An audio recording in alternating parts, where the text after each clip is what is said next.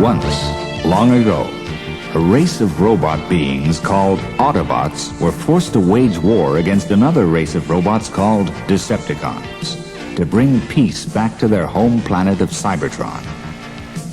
As the war went on, chance brought both sides to Earth. They crashed so violently on landing that all the robots lay in the Earth's crust, seemingly without life, for over 4 million years. Suddenly, the energy set in motion by a powerful volcanic eruption gives them life once more, and the war starts all over again here on Earth.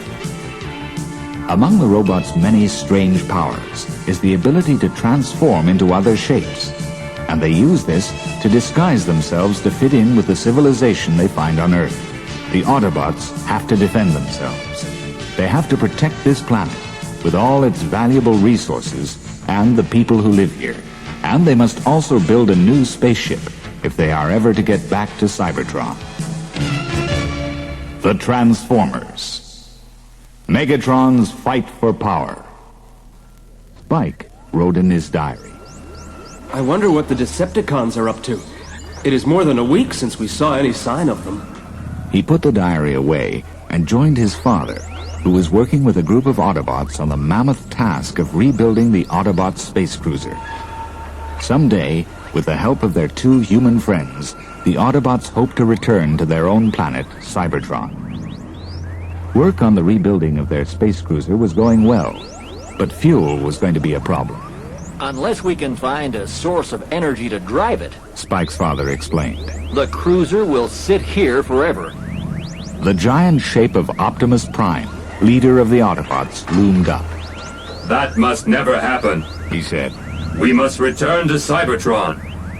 Our duty lies in defeating the evil plans of Megatron and the Decepticons and restoring our planet to a world of peace. In the Decepticon hideout, Megatron raged at his followers. Things are going too slowly. Our spaceship is nearing completion, but our store of energon cubes is still far short of what we need. The Decepticons cowered at Megatron's words. That is, except Starscream. Things are going slowly because Megatron is soft, he sneered. The Decepticons need a leader, not a doddering old fool. Now, if I were in charge, we would have swept this miserable planet clear of Autobots long ago. Our energon cubes would be full, and Cybertron would now be the center of a great galactic empire. My empire! Megatron turned to Soundwave. Send out Buzzsaw. Extend the search range. We must locate further energy sources. Soundwave ejected the small cassette, which instantly transformed into the bird-like robot Buzzsaw. Operation Search and Report. Soundwave commanded. Radius of search, 500 kilometers. Buzzsaw soared into the sky on powerful mechanical wings. He circled a couple of times to get his bearings. Then he began his search pattern. His cameras recorded everything on the ground as he passed over. Infrared and ultraviolet sensors collected information and passed it to his electronic memory banks. A mini radar scanner searched for objects too distant for the cameras. Buzzsaw's trip counter steadily recorded how far he had flown. Soon it showed that he was close to the farthest limit of his mission. As he flew over the last kilometer of the search area, the radar gave a warning bleep. There was something of interest ahead. The signal grew stronger every second, but that was further than his orders allowed him to go. As he reached the edge of the search area, the mechanical bird banked sharply and sped swiftly on a return course to the Decepticon base. Soundwave saw Buzzsaw swooping into land. In a moment, the metal bird had transformed back into a cassette. Soundwave caught the cassette in midair and hurried to Megatron with it. Megatron slotted the cassette into the playback machine and adjusted the controls on the screen. They saw a picture of the land that Buzzsaw had flown over. There were woods, mountains, and rivers. Sometimes there were houses and small villages. but they saw nothing that suggested a source of energy to power their intergalactic space cruiser. The cassette had almost run out. Megatron turned away angrily. Soundwave called him back. Faint radar signal. He said. Beyond limit of search. He readjusted the screen controls. Advise visual inspection. I will investigate this personally. Said Megatron. You shall accompany me, Soundwave. In a moment, they were airborne and heading for the location indicated by the radar blip. As he watched them disappear into the distance, Starscream muttered, Megatron is growing careless. He is foolish to go off alone except for that animated tape recorder Soundwave. My time is near. I can feel it. Soon the Decepticons will obey me. Then they will know what it is to have a proper leader. He turned and strode off. He needed his plan fully worked out, ready to put into operation when his chance came.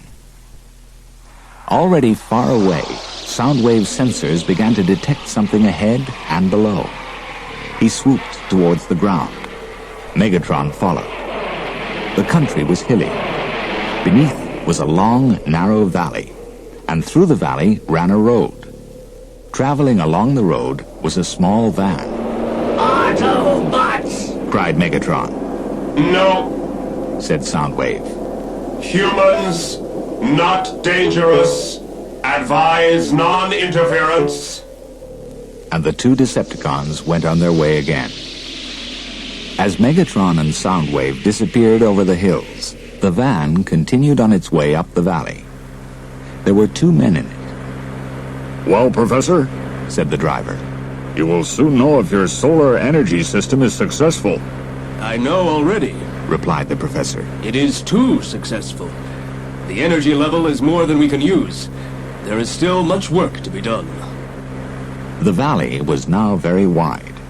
They came to a high fence and a steel gate that barred their way. At the touch of a button in the van, the gate slid open, and they passed through into the complex. Massive pieces of machinery towered above the van as it pulled up beside a small building halfway across the valley floor. Rail-mounted steel cradles supported 4 huge mirrored saucers. Together, they formed a square almost a kilometer wide. Cables and steel ducts connected them to a smaller saucer in the center, close to the building. From the smaller saucer, a broad beam of golden energy played on the shyness of an enormous sphere, which was poised on a tripod of slender metal legs. Inside the building, the professor and his assistant checked the instruments. Perhaps we should have someone here all the time, said the assistant. There's no need. Said the professor. The whole complex is completely automatic. They left the building and drove back through the complex. The steel gates opened for them and slid shut as they passed. The dust from the passing of the van had barely settled when there was a movement on the rim of the valley, and the sun sparkled on something metal. Megatron and Soundwave stood on a hilltop and looked down across the valley. Megatron knew that they had found what they were searching for. Of course! He said, gazing at the enormous saucers. Energy from the sun. Magnificent. Here we can charge all the energon cubes we need. Send a message, Soundwave. I want the entire Decepticon force assembled here without delay. At the Decepticon base, Starscream listened as Megatron's orders came over on the radio. Decepticons to Solar Complex. 32.5 kilometers from base. On bearing 234 degrees. Assemble at building in center of complex.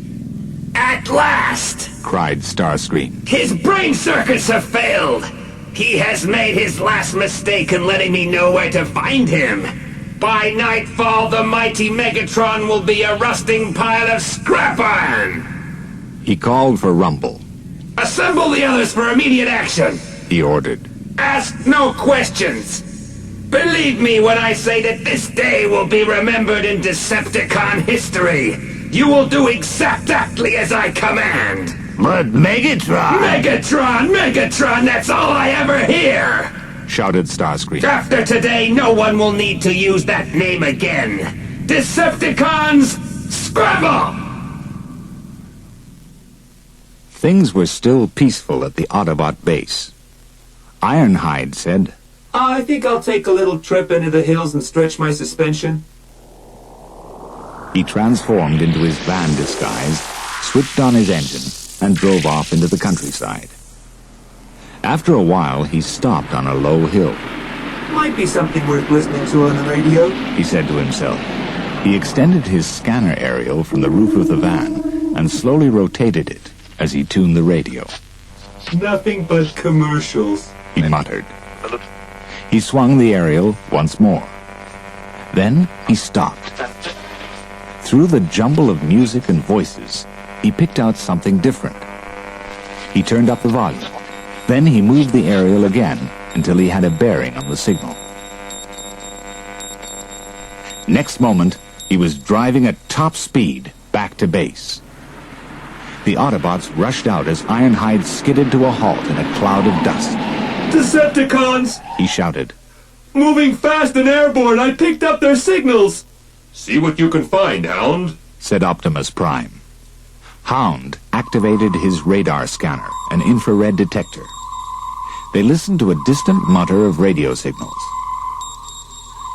They're moving away. Said Optimus Prime. According to Ironhide's bearing, they are headed for the desert. What can they want there? The only thing I've heard of is some sort of government research laboratory. Perhaps they plan to pay it a visit. Said Spike. One thing's for sure, Said Ironhide. they're not going to arrive with a box of chocolates. Well, we haven't been invited to the party, Said Optimus Prime. but I think we should take a look. I'll investigate with our two human friends. Jazz, be ready to dispatch a strike force at a moment's notice. I'll keep in touch by radio.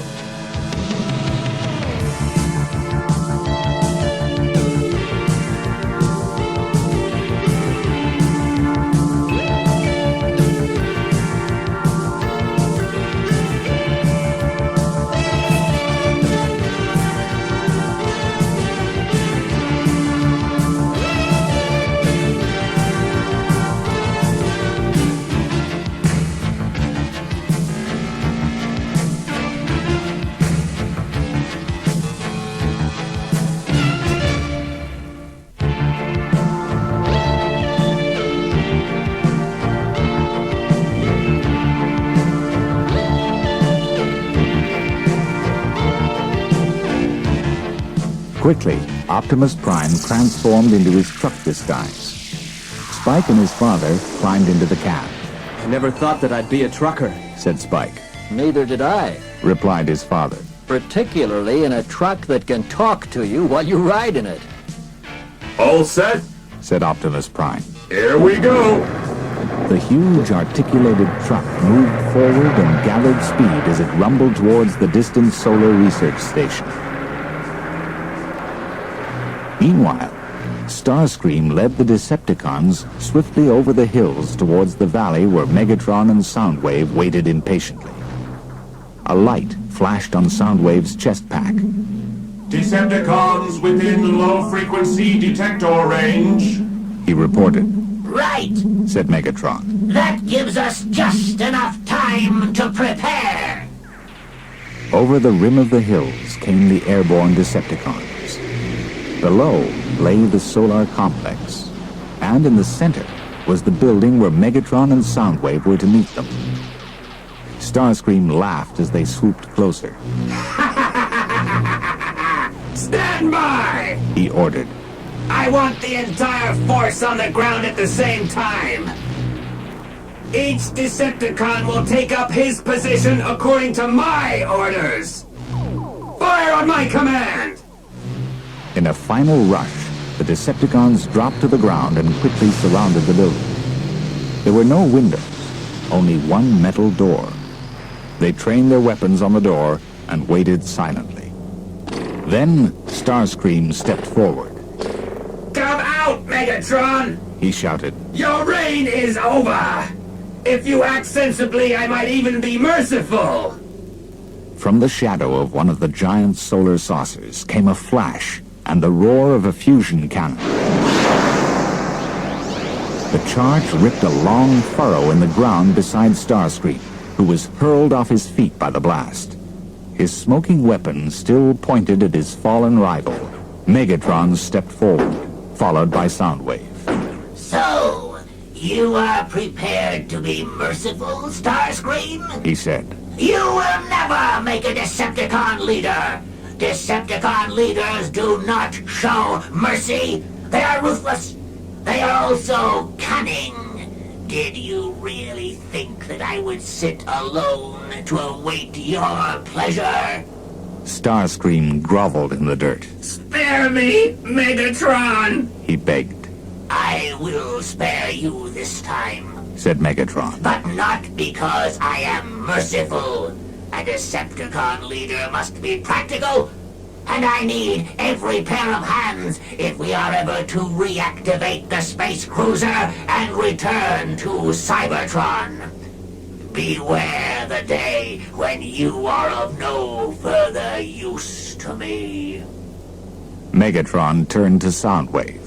Prepare the Energon cubes! He ordered. Optimus Prime stopped on the crest of a hill. Below, in the valley, a road wound its way into the distance. Spike climbed down from the cab. That should take us in the right direction. He said. They joined the road, and a few minutes later they had reached the complex. Spike climbed down again and tried it.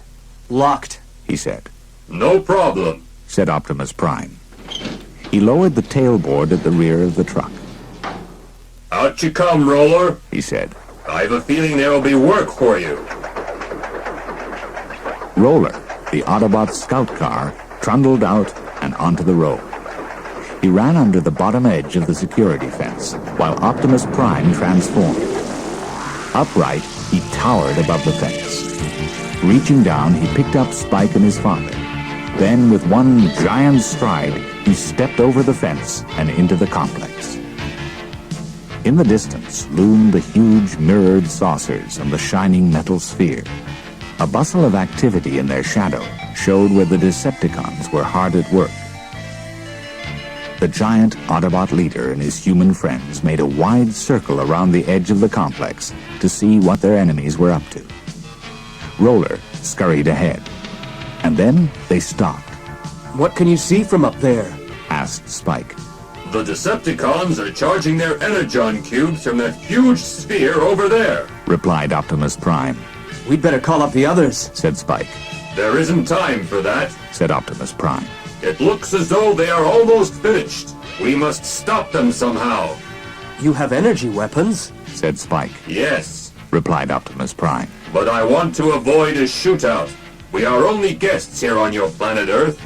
The last thing I want is to cause unnecessary damage to this very valuable equipment.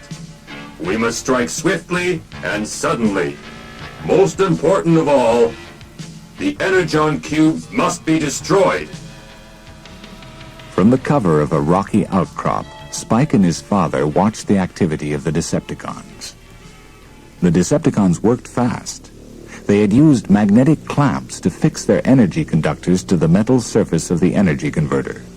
The conductors carried the solar energy to the empty Energon cubes. A chain of Decepticons stacked the charged cubes some distance away, close to the fence which ran round the complex. There were only a few empty cubes waiting to be filled. The 4 enormous mirrored saucers had moved automatically to follow the sun. But the single smaller saucer in the center still directed its stream of golden energy onto the converter. Spike turned as his father nudged him. There's our weapon, he whispered. I think that the small saucer is on some sort of turntable so that it can be adjusted. If I can get to the building there, I think I'll be able to find the controls. He started to crawl forward. Spike stopped him. Let me go, Dad, he said. I'm smaller. I'm not so likely to be spotted by the Decepticons. And before his father could stop him, Spike was darting from one patch of cover to the next, heading for the building in the center of the complex. In a few minutes, Spike stood by the wall of the building. Carefully, he crept round to the metal door. Luckily, the Decepticons were working on the other side. Spike gripped the handle, but nothing happened. The door was locked. He took out his clasp knife. Perhaps he could pick the lock. No, he needed expert help, and quickly. The Decepticons had finished their task and were now dismantling their gear. Spike looked up the slope to where his father and Optimus Prime were hidden. Holding his knife so that the sun shone on the blade, he began to signal. Optimus Prime saw the flashes first. What is it? He said. Spike's father said, It's Spike. He's signaling in Morse. Something must be wrong. He read off the signal. D-O-O-R-L-O-C-K-E-D.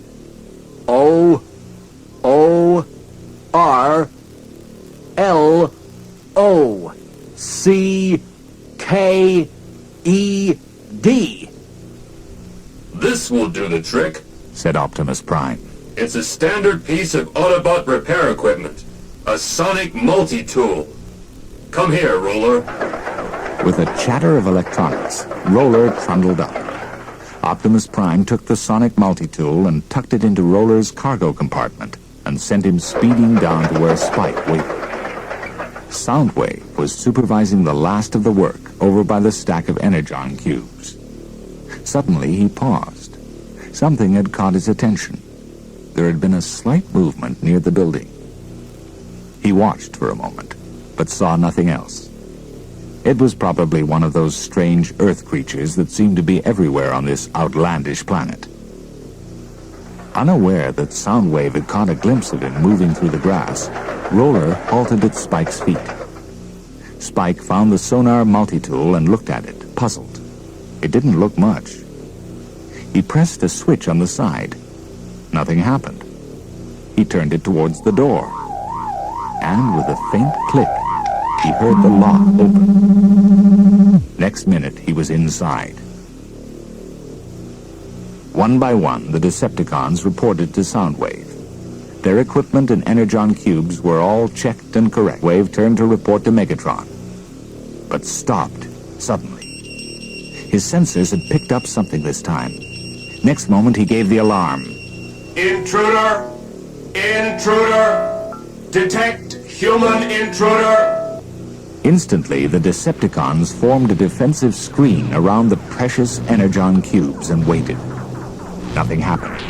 No shots, no sudden attack. Then Starscream shouted, The solar machinery! It's gone mad! He aimed his null ray projector at the steadily swinging saucer, but he was too late. The golden solar energy no longer blazed onto the converter. The beam was aiming straight at the stack of energon cubes. For a moment, they pulsed with 1,000,000 megajoules of super energy. Then, in one blinding ball of fire, they disintegrated. The Decepticons were hurled in all directions and lay in scattered heaps as the last of their precious energy flickered and died in the scorched earth. The dazed and battered Decepticons rose unsteadily to their feet. One by one, they took off and headed back to their base. Megatron was the last to go. He took a final look at the smoking energon cubes and saw Optimus Prime striding down the hill, with Spike's father running hard to keep up behind him. Prime! Cried Megatron. I might have known that this was your doing. You will regret the day that you dared to interfere in the affairs of the Decepticons! With a snarl of rage, Megatron rose into the air to return to his base and hatch more plans for the defeat of the Autobots and his final triumph on Cybertron.